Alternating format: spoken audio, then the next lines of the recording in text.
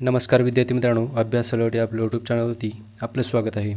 तर विद्यार्थी मित्रांनो, आज आपण पाहणार आहोत 22 फेब्रुवारी 2026च्या अत्यंत महत्त्वाच्या चालू घडामोडी. तर व्हिडिओ पहिल्यापासून शेवटपर्यंत पाहण्याचा प्रयत्न करा. अतिशय महत्त्वाचे आणि निवडक प्रश्न असणार आहेत, जे की तुम्हाला कोणत्याही स्पर्धा परीक्षेमध्ये डायरेक्ट विचारले जाऊ शकतात. तर विद्यार्थी मित्रांनो बघा, पहिला प्रश्न आहे, चर्चेत असणारे CJ-1000 रोड मोबाईल मिसाईल कोणत्या देशाने विकसित केले आहे? ओके, तर बघा याचं उत्तर असणार आहे विद्यार्थी मित्रांनो चीन. ओके, ऑप्शन ए याचं उत्तर असणार आहे विद्यार्थी मित्रांनो बघा, चीन या देशाने नुकतेच CJ-1000 म्हणजेच 1000 असे मिसाईल या नावाचे मिसाईल विकसित केलेले आहे. ओके, लक्षात ठेवा, चीन या देशाची राजधानी आहे बीजिंग. ओके, तर बीजिंग ही चीनची राजधानी आहे. ओके, चला विद्यार्थी मित्रांनो बघूयात आपण याबद्दल.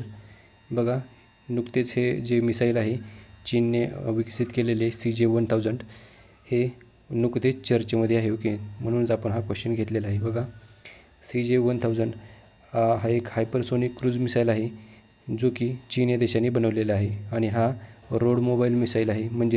रोड मोबाईल मिसाईल म्हणजेच तो ट्रक किंवा वाहनावरून सहज हलवता किंवा लॉन्च करता येतो. ओके, आणि हा जो मिसाईल आहे तो क्रॅमजेट इंजिनाने चालतो, ज्यामुळे तो हायपरसोनिक गती म्हणजेच माक 5पेक्षा जास्त गती मध्ये उड्डाण करू शकतो. ओके, लक्षात ठेवा विद्यार्थी मित्रांनो.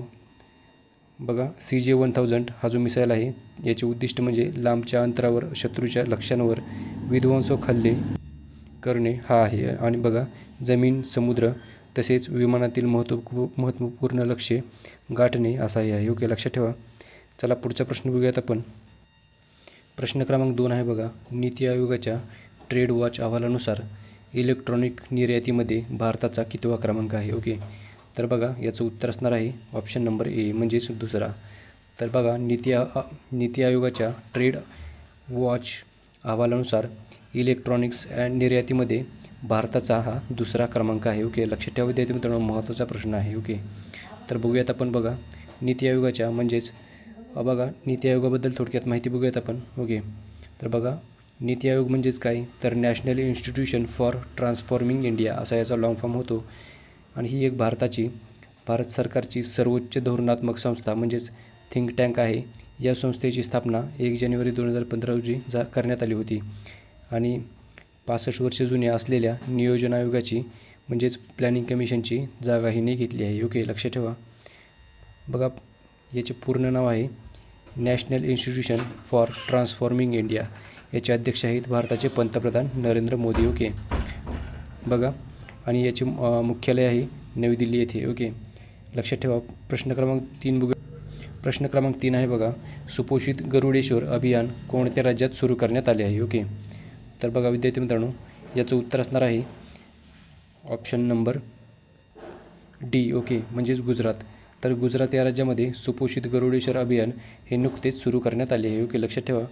तर बघूयात आपण हे काय आहे अभियान. बघा, याचा उद्देश आहे, हे जे अभियान आहे याचा उद्देश आहे बघा, कुपोषण निर्मूलन करणे. ओके, यामध्ये बघा विशेषतः 0 ते 6 वयोगटातील लहान मुले, गर्भवती तसेच स्तनदा माता यांच्यातील कुपोषण कमी करणे हा याचा मुख्य उद्देश असणार आहे. ओके, लक्षात ठेवा.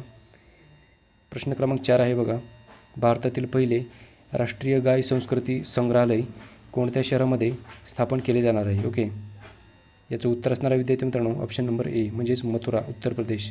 उत्तर प्रदेश या राज्यामधील मथुरा हे शहर यामध्ये राष्ट्रीय गाय संस्कृती संग्रहालय हे भारतातील पहिले स्थापन करण्यात येणार आहे. लक्षात ठेवा, भारतातील पहिलेच असल्यामुळे प्रश्न महत्त्वाचा आहे. ओके, बघा, भारतातील पहिले राष्ट्रीय गाय संस्कृती संग्रहालय मथुरा येथे स्थापन केले जाणार आहे. ओके, लक्षात ठेवा. तर बघा, हे जे संग्रहालय आहे ते पंडित दीनदयाळ उपाध्याय पशुवैद्यकीय विज्ञान विद्यापीठाच्या कॅम्पसमध्ये उभारण्यात येणार आहे. चला पुढचा प्रश्न बघूयात आपण. प्रश्न क्रमांक 5 आहे, नुकतेच कोणत्या भारतीय कंपनीने उत्पादित केलेल्या NOPV2 या पोलिओ लसीला WHO म्हणजेच वर्ल्ड हेल्थ ऑर्गनायझेशनने मान्यता दिली आहे? ओके, लक्षात ठेवा. बघा, याचं उत्तर असणार आहे ऑप्शन नंबर डी म्हणजेच बायोलॉजिकल ई लिमिटेड. तर या कंपनीने नुकतेच भारतीय कंपनीने उत्पादित केलेल्या NOPV2 या पोलिओ लसीला जागतिक आरोग्य संघटनेने म्हणजेच WHOने मान्यता दिलेली आहे. ओके, लक्षात ठेवा. बघूयात आपण याबद्दल विद्यार्थी मित्रांनो.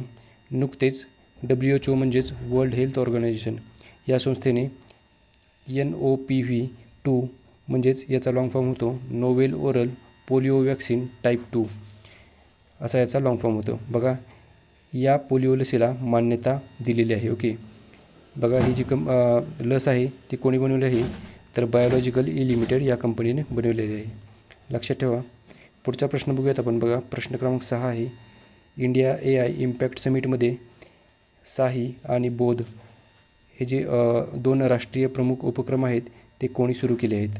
याचं उत्तर असणार आहे ऑप्शन नंबर डी म्हणजेच JP नड्डा. तर JP नड्डा यांनी साही आणि बोध हे जे 2 उपक्रम आहेत ते सुरू केलेले आहेत. ओके, तर बघा विद्यार्थी मित्रांनो, भारतामध्ये जी पहिली इंडिया AI इम्पॅक्ट समिट झाली होती तर त्याच्यामध्ये या योजना सुरू करण्यात आलेल्या आहेत. बघूयात आपण काय आहे या साही. हे बघा, साही हा जो उपक्रम आहे तो भारतातील आरोग्य प्रणालीमध्ये कृत्रिम बुद्धिमत्तेचा सुरक्षित, नैतिक आणि सर्वसमावेशक वापर करण्यासाठी राष्ट्रीय धोरण मार्गदर्शक तत्त्वे तयार करण्यासाठी आहे. ओके, तर बोध हा जो उपक्रम आहे तो आर्टिफिशियल इंटेलिजन्स मॉडेलचे सुरक्षित मूल्यमापन व परीक्षण करण्यासाठी हा एक डेटा प्लॅटफॉर्म आहे. लक्षात ठेवा. चला पुढचा प्रश्न बघूयात आपण. T20 क्रिकेटच्या इतिहासामध्ये 700 बळी घेणारा जगातील पहिला गोलंदाज कोण बनला आहे? ओके, तर बघा, प्रश्न महत्त्वाचा आहे. जगातील पहिलाच गोलंदाज बनलेला आहे जो की T20 क्रिकेटमध्ये 700 बळी घेणारा आहे.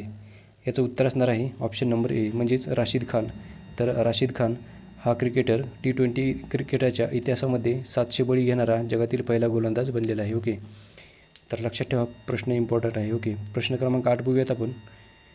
बघा, भारतातील पहिला पाण्याखालील ट्विन ट्यूब रोड आणि रेल्वे बोगदा कोणत्या नदीखाली बांधला जाईल? ओके, बघा, याचं उत्तर असणार आहे विद्यार्थी मित्रांनो ऑप्शन नंबर बी म्हणजेच ब्रह्मपुत्रा. तर ब्रह्मपुत्रा नदीखाली भारतातील पहिला पाणीखालील ट्विन ट्यूब रोड आणि रेल्वे बोगदा हा बांधला जाणार आहे. ओके, लक्षात ठेवा, प्रश्न महत्त्वाचा आहे. ओके, भारतातील पहिला असल्यामुळे प्रश्न महत्त्वाचा ठरतो.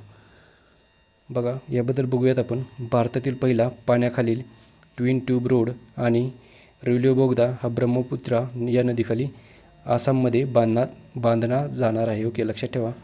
बघा, हा जो प्रकल्प आहे तो रस्ता आणि रेल्वे दोन्ही वाहतुकीसाठी असणार आहे, जो की ईशान्य भारतामधील कनेक्टिव्हिटी मोठ्या प्रमाणामध्ये सुधारेल. ओके, याच्यामुळे लक्षात ठेवा.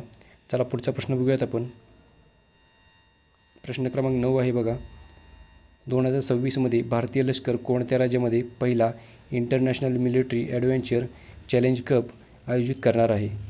याचं उत्तर असणार आहे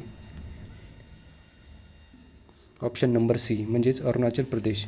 तर अरुणाचल प्रदेशामध्ये 2026मध्ये भारतीय लष्कर हे international military adventure challenge cup, बघा, हा जो पहिला कप आहे international military adventure challenge cup हा आयोजित करणार आहे. ओके, लक्षात ठेवा.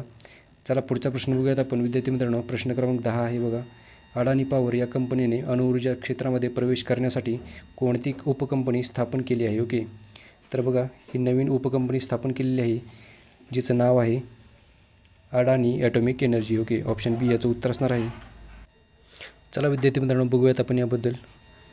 ही जी कंपनी आहे ती मुख्यतः अणुऊर्जा स्रोतांपासून वीज निर्मिती करण्यासाठी प्रेषण आणि वितरण यावर लक्ष देणार आहे. लक्षात ठेवा. आणि विद्यार्थी मित्रांनो, व्हिडिओ कसा वाटला हे कमेंट करून नक्की कळवा. धन्यवाद.